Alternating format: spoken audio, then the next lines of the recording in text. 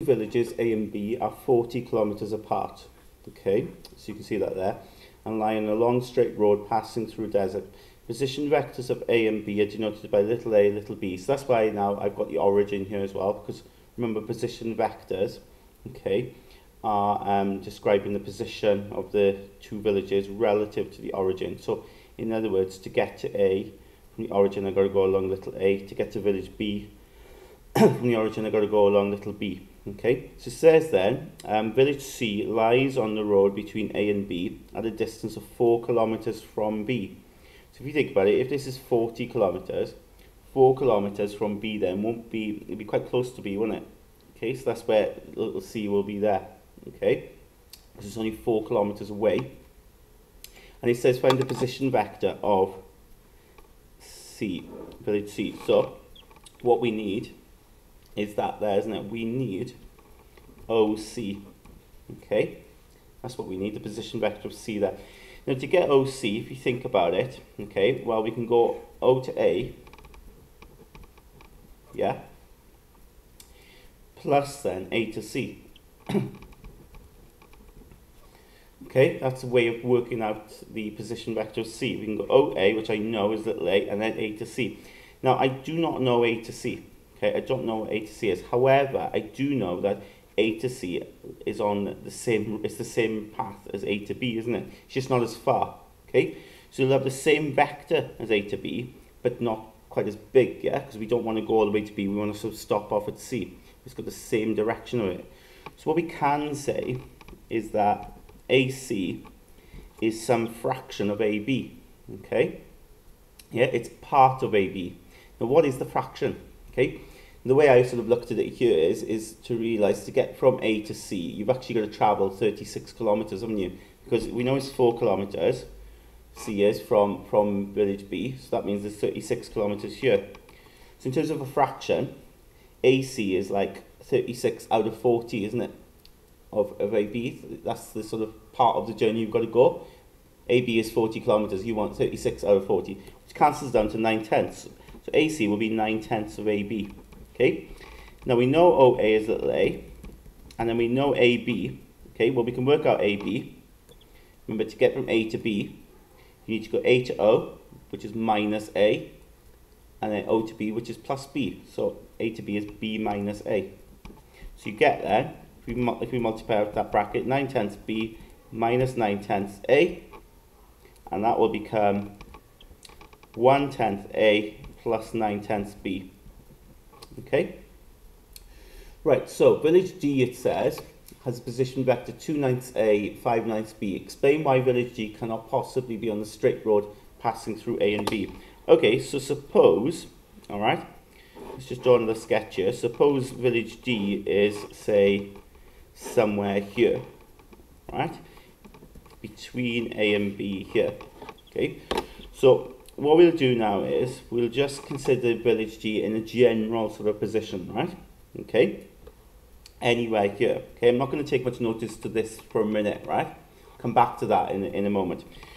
So we know to get to village A is little a, to get to village B it's little b. Okay, to get to village D, we can think of it as obviously OD. We can think of it as going from O to A plus A to D.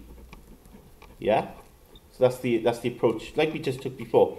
Okay, exactly as we took before. So to get to D, we can go O to A plus A to D.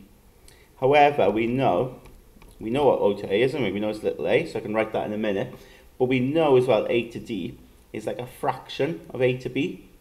Does that make sense? Yeah, because we're going along the same vector as A to B. It's just not as much. Okay, so it'll be a fraction of AB. Now I don't know what that fraction is because at the moment I'm considering like a general D, if that makes sense. Okay, general location for D. So a fraction is going to be a general fraction. So I'm going to just say plus lambda. Okay, I'm going to use lambda to represent that fraction. Okay, it's just a constant. It's just a letter to represent that fraction. So it's AD is a fraction of AB. Okay, like that. And then I know OA is little a. Okay, and I know AB is B minus A. So what I can do then is multiply that out, so I'll have lambda B minus lambda A. and then put that together, right? What I mean put it together, we'll put the a's together, because essentially I've got this, haven't I? And what's key to this then is that you do factorize out those a's. So, you know, with the a here, you could see a is a common factor. So what I'll do then is put a, well, you put a at the end if you want, it might be easier to see it. But you know, what do I times by a to get a? Well, that'll be 1. What do I times a to get minus lambda? That'll be minus lambda. So all I've done there is I factorize out the a, right? You can put it at the front if you want, but I factorize out the a and I got 1 minus lambda. And I've got lambda here. Now what I want you to notice, this is important, look at the coefficients here of a and b. Look at the coefficients. Look at what's in front of a, look at what's in front of b. We've got 1 minus lambda in front of a, and you've got lambda in front of b. What happens when you add them? So you've got 1 minus lambda in front of a, you've got lambda in front of b. What happens when you add them? When you add them, it comes out to be 1. Okay? So we've got to say the total of coefficients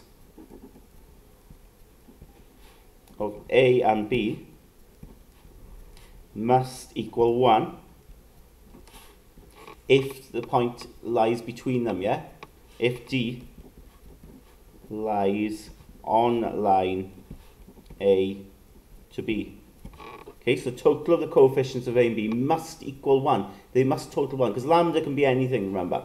Lambda is any fraction, okay? But when you add them up, those lambdas cancel, you get to 1. So it's got to always add to 1, okay? So in terms of what they gave us, 2/9 A plus 5/9 B, well, in this case, the coefficient is 2/9 plus 5/9.